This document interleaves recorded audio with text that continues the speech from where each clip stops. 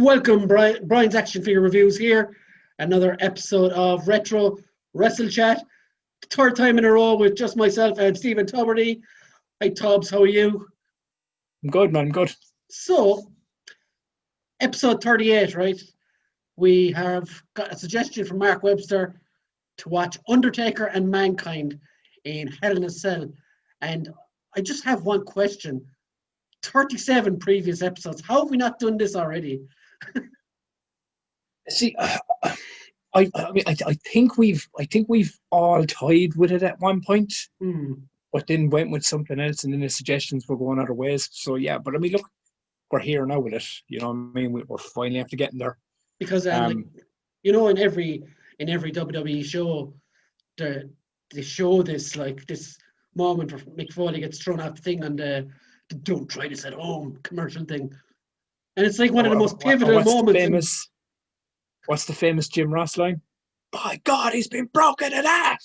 He's killed him. He's killed him. But yeah, it's one of the most noticeable wrestling moments in history, really, isn't it? And we haven't done it yet. So yeah, both times was. Yeah, thanks again to Mark for the suggestion. Thanks, Mark. Let's get into it, shall we? So, opening thoughts from the Tubbs. Now, my opening thoughts, right? We go back to sorry, my connection's fucking shite tonight.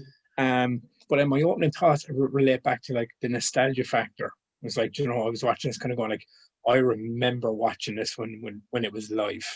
Yeah, me too. I was I remember watching this. And obviously, as you've said, we've seen all. This has been for 25 fucking years nearly. This has been in the highlight packages everywhere, so you've constantly seen that one shot of him coming off the cage. What I really wanted to see, did it still hold that did it still kick hit a punch with it? Because that match kicked a punch, man. There was a lot of weight came with that match. Tough. Can I say one thing before I go any further? Right, I mentioned the whole "don't try this at home" thing. You were the kid that went straight out the back door and up onto your shed and tried it at home, weren't you? Yeah, very much so. And I did it. And then when I got older, when you thought I shouldn't have done it, I ended up going to my mate Phil going, "Hey, my mother and father are gone away. Do you want to wrestle in my house?" And then that became wrestling in my house for 8 years of us and possibly 15 other guys having our own federation. You may not know this, but when I was whenever this match was out, I was 12 or 13, me and two of my cousins watched, I think it was the first Hell in a Cell, HBK versus The Undertaker. And one of the first things I did after watching it was I dragged an old mattress onto the middle of my lawn, climbed up onto the boiler house, and did a run and jump and hit Michael's elbow. Nice. And almost killed him. That was the last time I read stuff. This connection thing is going to fucking wreck my head now. But I don't think any wrestling fan has gotten through their life or into their teens, 20s, 30s, 40s, whatever, without fucking jumping off something or performing a wrestling move of some kind. Out on the ground or on a street or jumping off of a fucking wall or a roof or something, right? Being in there, it's either small scale or it's huge scale. It's in your DNA, I mean, I remember swantoning off the top of, do you know the Dublin Road Park? Yeah, they're gazebo sheds. They're about, what are they? They're about 15, 16 feet in the air. I remember swantoning off the top of that through a table. Because back then you just don't have the fucking the brain cells to go like this. Oh, you're gonna pay for this when you're older. What happened, right? I got older and my back is fucked, my knees fucked, my ankles. It's how it goes. But no, but as you were saying, going back to the match, this one I remember when we watched it, because we both watched this when we were younger. We've seen all the clips, we've seen all the throwbacks, we've seen it all in interviews and being talked about. But to go back, it's been a long, long time since I've gone back and watched the entire match. Yeah, same here. From start to finish. And I really, really wanted to see, did this match hold the same amount of weight? Did it still pack that punch that it did for me when I first saw the full match? have to admit, man, it's still a heavy watch. It's still a fucking, it still has that kick and punch from it, man. Do you know what I mean? When you watch it, I still cringe at things that I was thinking, you know, I've seen them, but I'm fucking years, you know. You probably didn't get that, but like, yeah, I cringed watching it. Basically, is what I'm saying. Yeah, man. Like the one thing, like I really enjoyed it on a whole, right? But the one thing that I had kind of forgotten was the match started with those moments. When I watched it, my memories of it was he got chokeslammed through the thing and Undertaker just went down and finished him. But that's not what happened at all. They had a whole match after that, like. And obviously, just because there's been so many documentaries with the Undertaker retiring and going back over the 25th, I think it's the 28th or 25th anniversary of the match and things like that. But they were talking about like what would have happened if Mick Foley didn't get off the stretcher after the first throw. Like that would have been it would have been remembered for being a moment in time. Like, oh, that when Undertaker threw Mick Foley off the Hell in a Cell. But the match itself wouldn't have been remembered for the match it was. You get me? Yeah, because and you could see it even with the crowd. It's when Foley got back up off that stretcher and went back up on top, and we all know what happened next. This is what happened. I mean, like, and you know that, don't you? You know the second bump through the top of the choke. The second one that wasn't supposed to happen. And then when he did fall down through it, the chair hit him in the mouth, split his lip, and popped his tooth up into his nose. Yeah, ridiculous, man. There's so many factors. Like, this is why when I was watching this, I was even thinking to myself, going, right, this is going to be a hard one to review in a lot of ways. Not because because of what it just said, because you could make the argument that it's more, what's the best way to put it? It's more stunted. It's more spectacle than match, but then there still is a match, and then you have to look at the circumstances of the two guys and the shape they were in. Because Undertaker had a broken ankle, I think, went into this as well before the match even started. You know, and aggravated it. You could see the way he landed awkwardly when he was noticeably limping after it and everything else. I was watching it kind of going like, all right, because, and this is why I say I'm going to find it a hard one to review and like the way we normally do it.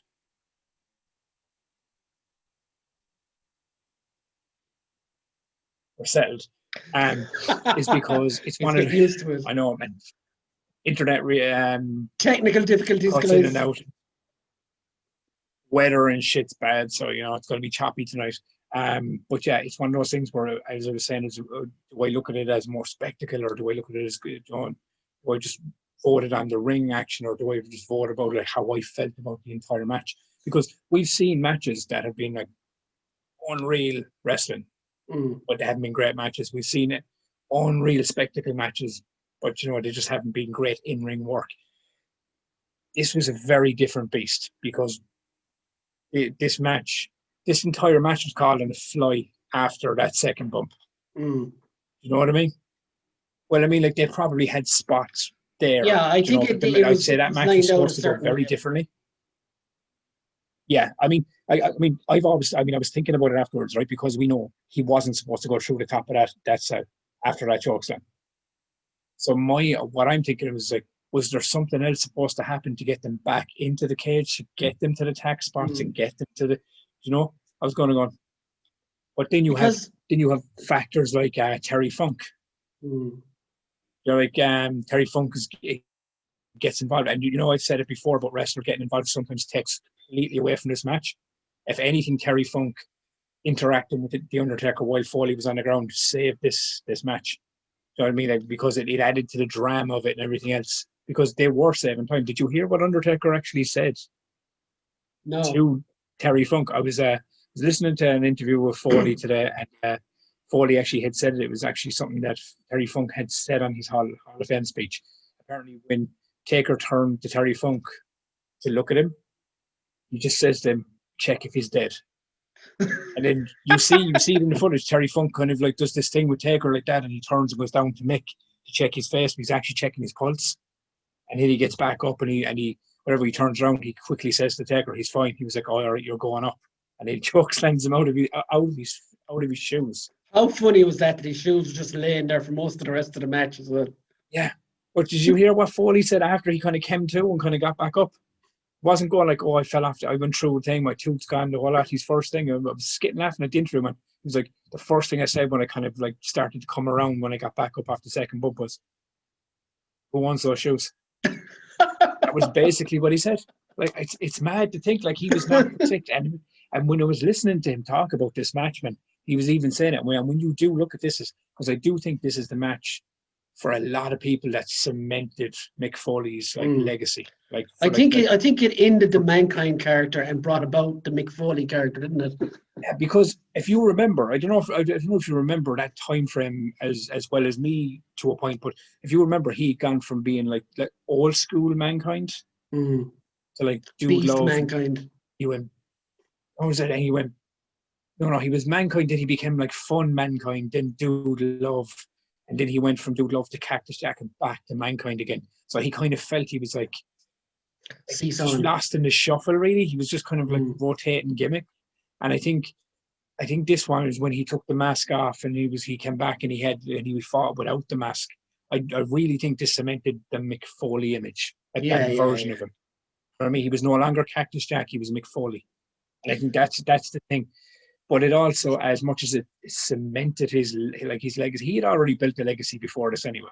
You know what I mean? He really did. People remembered him as Cactus Jack in WCW and ECW and everything else. He had already got a lineage. And his fucking death matches in Japan. You know what I mean? All the death matches in Japan. But I think this was the one this was the fact that it was like, when you factor in the cage is 16 feet off the ground, which is crazy to think that's, when they say it's only 16 feet. 16 feet is pretty fucking high.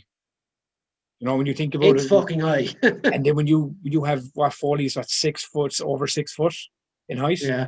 So you add that's about 22 feet in height getting thrown, man. That's high. You know, that's insane. Like, so like, but it's those moments in this match that made him. But at the same time, it's the moments in this match took about 10 years off his career. Like, it shortened.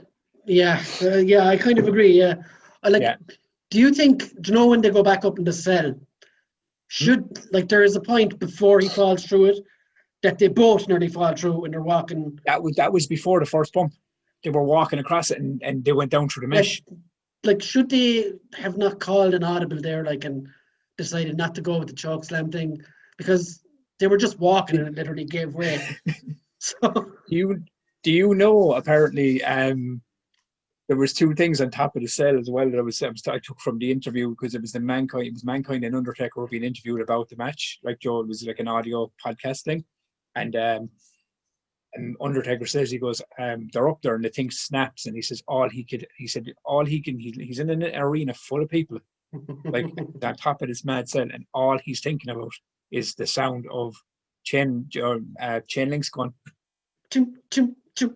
Like, and he's like, what the fuck is that? Like, the curtain coming off. You know? And then there was another one as well where Foley was after the first bump, when they were back up there, went to suplex. Yeah. No, it was the first bump. It was actually on the first one, after the thing broke. It was before the throw. Foley went to suplex Undertaker, and Foley even said, he was like, I went to suplex him, and Undertaker was like, not a hope, I'm shutting this shit down. And then grabs him and fucks him off the cage. So it's going to go and fucking. But there's a lot of, like, as I said, it's like looking back and listening to things about the match and the way it was supposed to be, because apparently after he fell off the first bump and he was on the stretcher, it has come up saying my internet is unstable, so I'll let you know how this goes. But you're fine in yeah, so it was basically just like, I mean, apparently people didn't want him to go. That's why Vince came down and all, is because Vince wasn't like going like, oh yeah, get back in there. They were all like genuinely worried that he was in bad shape after that first fall, you know. And lo and behold, who would have guessed that, like, when he went back up there, that the second one was going to be 10 times fucking worse, because that was not planned. Like, that landing on the second bump was fucking disgusting. But you know what he did say? And obviously I've looked at it, because I've seen him fighting boiler room matches, I've seen him fighting tag team matches and buried alive matches and all this kind of shit over the years. But Foley always goes up. Like, Foley always gets himself up in the air for that chokeslam. And this moment he didn't. The leg was still kind of on. Still kind of. Yeah, he kind of barely lifted him. And he said it in the interview. He said he goes, he said, I was thankful for one thing in that match, that I didn't actually I couldn't lift myself for the chokeslam. because he said if I had lifted myself up and went down, because he said when he went Oh, he through the just cage, splatted. he would have over rotated and landed on his head and his shoulders. So it could have been Probably broke his neck or something. catastrophic, Yeah. man. It could have been way worse. But this match, as in, like, we went down a waffle about this match, right? So we'll just get into the actual match part. What did you think of the match after looking back? Like, it was still, even though Foley was pretty much, like, I know I've kids and stuff watching this, but I'm going to use curse and stuff here. Foley was fucked. I don't know how he continued on. He was. And the punches and the slaps and stuff from Undertaker were stiff as anything as well. I could, like we say on this about guys standing there throwing each other slaps, but Christ, Undertaker was throwing bombs at Mick Foley there on stage. And then when they went outside as well, Undertaker got busted open himself. It was just so physical. It's probably the most physical match I've watched on this show anyway in weeks, possibly months. I agree because, like, I mean, a lot of people, as I said, when they think of it, a lot of people haven't gone back to watch this match. As you said, they think like, oh man, the crazy throws they did in this match. But as you pointed out, that happened at the start of the fucking match. Those two bumps were at the very fucking start within the first 8 minutes of this match, like. And this match was what, with entrances and stuff. The length was about 22 minutes, and the first 12 minutes were Mick Foley I think recovered. it was 27 minutes, including entrances and all. Oh yeah, but I took it off. Getting Foley out at the end and stuff. But the actual match itself, I think, was about 24 minutes or so. 22, between 22 and 24. But yeah, when you think about it, like, and in the first 8 minutes, like, he should have been dead. Like legitimately, like not being able to get back up and continue this match. You know, especially after that second one. And there's that shot, man. There's two shots in this match actually that really, really stuck out to me as just epic shots. The very beginning when the Undertaker was coming down for his entrance, and he got to the gate of the cell, and the camera kind of comes around from behind him and starts panning up. And it's the lighting and everything is there, but it's Foley standing there with the chair in his hand looking down, and Undertaker's looking up. It looked like something out of a fucking superhero film. It looks so fucking epic. I was going, that looks so good. And it was the other one then was when the camera comes around and Foley's in the corner and the toot is in his nose and everything, and he's like smiling. But I actually found out in the interview he wasn't smiling. He was sticking his tongue up through the hole in his mouth because he realized because he was still fucking out of it. Like, he realized there was a hole in his mouth. So when the camera came around, he was like, like that. But it looks like he's smiling over the blood and shit. So I was going to go, that's an iconic shot. It made him look insane. He looked like he was mental.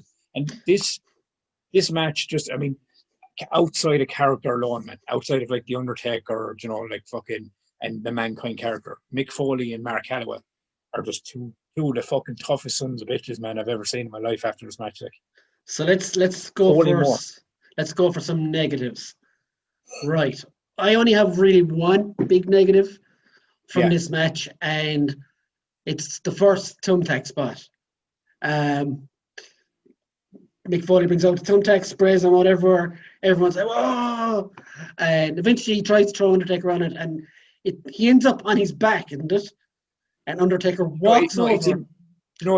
He jumped on his back or whatever. It ended up in this thing where, you know, like Foley's on his back. Yeah, that's what I mean. Taker walks backwards and does, you know, but he throws him back. He goes back with him. It's like, now, what I didn't like about it, right, is when Taker has him on his back. There's a big meld of thumbtacks here, and Taker knowingly moves away from them and throws himself back. And then Foley's like, rolling around in it. But I was wondering to myself then, by that point in the match, do you think Undertaker at that point was trying to protect Foley by not fully landing in it? No, because he chokeslammed right in the middle of it in the next one. Oh yeah, he chokeslammed it fucking down. But one thing I will say about that spot you did mention was that you know, when sometimes, like, because let's be honest, right, this match is one of those rare matches that if you cause the cage going, when he came through the cage, chair hitting him in the face, not landing on the thumbtack spot, and all this. There is a load of botches in this match. There is, yeah. But this was the kind of weird, once in a lifetime match. Those botches made this match 100 times more epic to view as a viewer. Watch it and see these things happen. You're going, oh my God, because it's, as I said, everyone talks about the first throw off the cage, but it's the second one when he goes down through it. That's worse than the first. That's worse than the first one. Yeah, it is, because he's in. Well, you can say he's in control. He knows how he's gone over. He's turning to land, and no matter how much people say, "Oh yeah, wrestling's fake," there's no way you can determine your fall. You can switch your body. You can try and hit the target. Yeah, but you're still hitting the deck no matter fucking what way. You're still landing from 22 feet through a fucking table, hitting a fucking concrete floor. Jim Ross said it on the commentary. Exactly, you wiped out the commentary desk and everything. But no. No. I mean, what I mean is, JR said it on the commentary. He goes, "You can say these guys learn to fall, but there's no learning to fall like that." Exactly. It's like, yeah, that's just perfect commentary there. But you see it with guys like Jeff Hardy and everything else. It's like, you know what I mean? You can, like, I mean, I've done it from jumping off roofs and things and taking high bumps and things, man. You can when you know you're doing the move, you're still gonna hurt. You're still gonna take a right impact off it.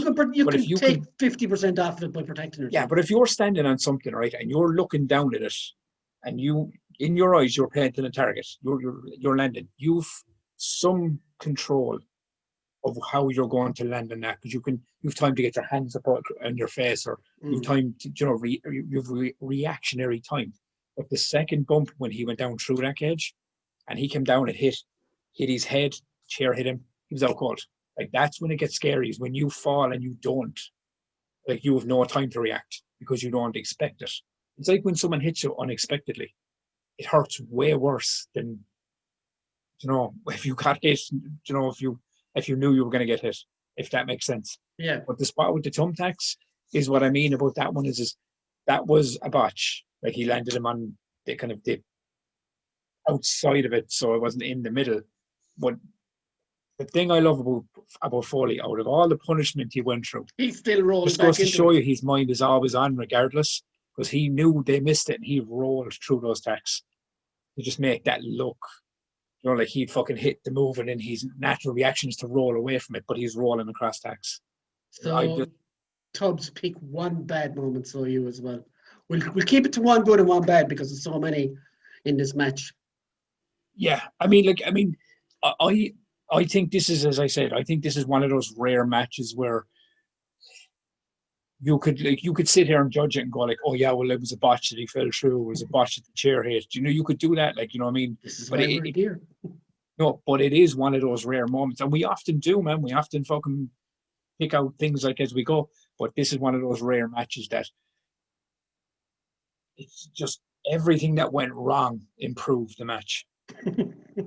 You know what I mean? It's a rarity that can happen, because I think normally when it's in a regular match, a move goes wrong, it looks wrong.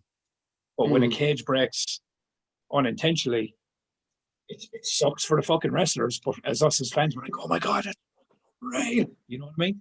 Yeah. So it improves the viewing bonus. But yeah, one my bad points to this.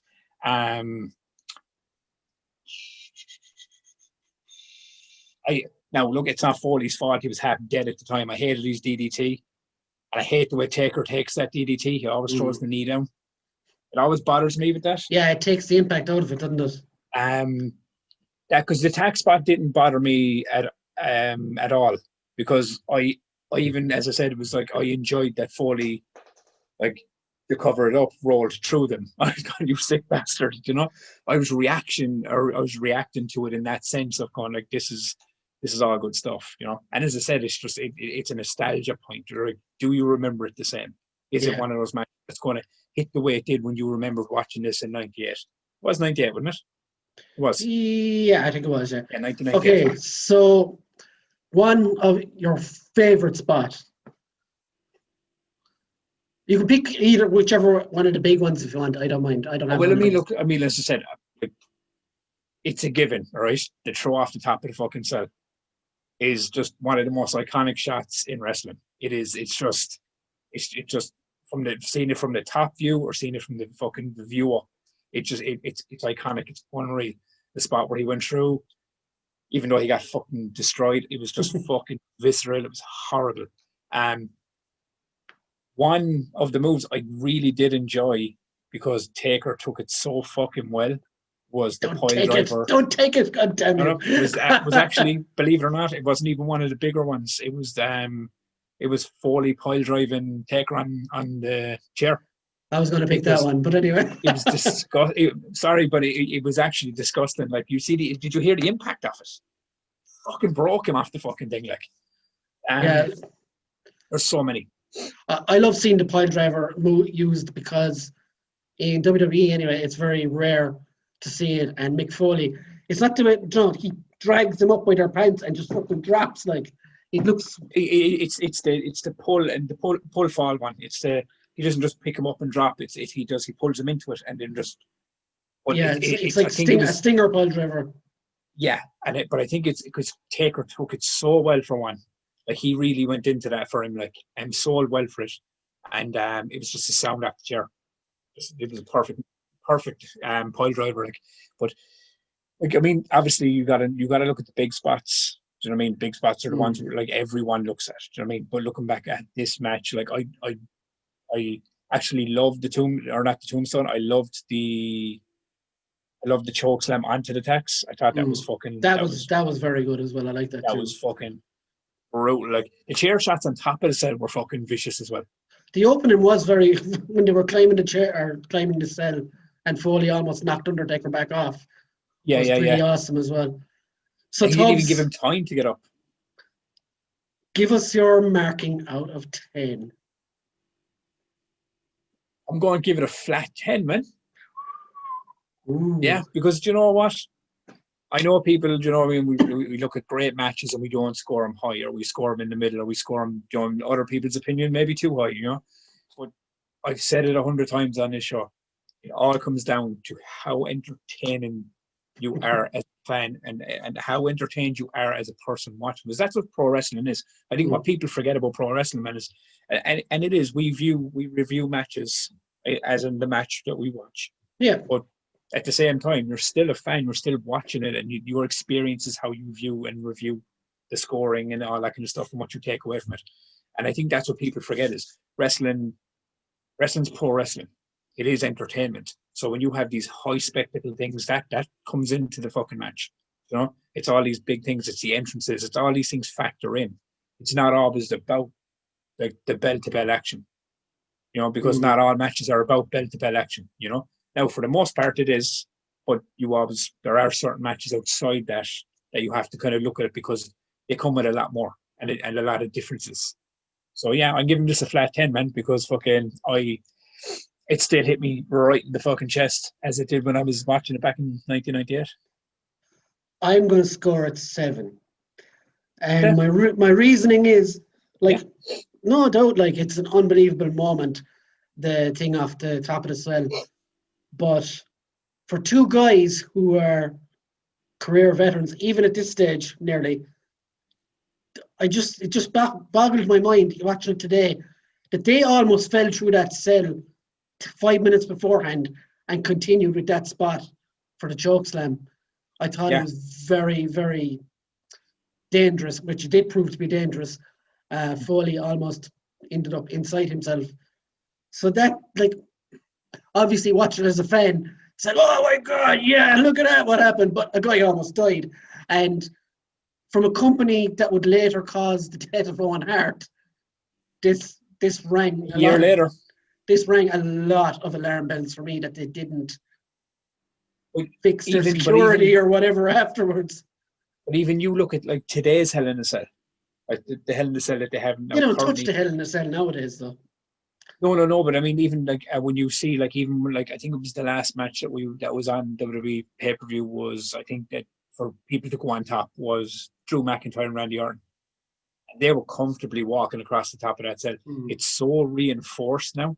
And there's holes for them to climb up as well. Yeah, they have, like, I mean, they've made totally it easier different to get up to the top and everything else. And they've made it higher, so it makes, you know, if you're Shane McMahon, it doesn't matter. But anyone else, nobody's coming off the top of that Hell in a Cell anymore. No. You know, But yeah, Shane McMahon is just a mental case. So he did, but because you can see that they've changed it.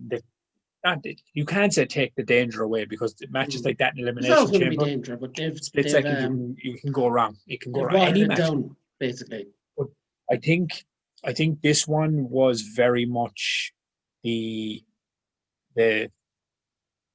think this was when they started to change that structure and change, like, because I think the last, so the Rikishi was the next guy to go off the top of that Hell in a Cell onto the flatbed truck, yeah. But if you remember, it was a lot more reinforced. It was a little higher, and they had that truck with all the fucking padding and everything else, so he didn't really get hurt. But I think they started changing their mindset. And if you remember, I think a lot of people forget this as well. The main event after this match was Stone Cold Steve Austin versus Kane for the world title. Was that the first blood match, wasn't it? First blood match, and Undertaker and Kane both came down to play into the storyline, because do you remember Undertaker when Mick Foley came down to, I can't remember correctly, but I think he came down to fucking help Kane, and then Undertaker came down to hit Kane, and then Austin got in the way and he busted him, which led into, like, layers, extra layers to that feud. Like, okay, I give it a 10, because fucking, like, just sometimes for me personally, it's not about the in-ring action. It's about how you feel watching experiencing the match as a whole. You know what I mean? Yeah. This one, but I do understand the points you were making about the dangers of, like, because yourself today, if someone took a fall like that in WWE today, the match would be called off. Daniel Bryan. I remember Daniel Bryan had a match. Remember, he took a stinger and the match was called. They're gone a lot more. And let's be honest, you got to factor in all the Chris Benoit shit with the brain injuries and the chair shots. Yeah. You look back at 98 to 2000 or 2021, it's a very different ball game on how things are managed and things. But I do agree with you to a point, especially on the second one, when he came down through that thing. Well, I think the first one was sort of planned anyway, but it kind of didn't land. Planned. But I think he got hurt a little more than they had hoped, if that makes sense. So Tubbs, episode 39, it is your turn to indulge our viewing. What have you got? Yeah, I've got a weird one, Sean. I don't think you've seen this match at all. If I've gotten to know you as well as I think I have over the years, TNA match, 2005 Bound for Glory Monsters Ball match. Abyss, Rhino, and Raven. Abyss, Rhino, Sabu, and Jeff Hardy. I think I have seen this, but I would watch it. 4-way Monsters Ball match. Now, if you haven't seen it, it's off the chain. Like, I don't know if it's a 10-star match in any way, but it's off the chain and it's entertaining as fucking balls. But yeah, it'd be interesting to see what you think of that one. Excellent. So that's it, everybody. Episode 38, Undertaker versus Mankind. We went at it hard. We didn't fall off the chair. We didn't fall off any cells. Just for one more thing, Brian, anyone that is watching this, anyone that hasn't seen this match in a long time, go make up your own mind. Go back and watch it. Go back and watch the match. It's an experience, man, from start to finish. Link in description. Perfect. And we'll see you next week, guys. Make sure to subscribe if you're a first-time viewer. Hit the like button. It helps the algorithm. Leave a comment. Tell us if we're good, bad, wrong, or indifferent. And we'll see you next week. See you later, guys. Bye.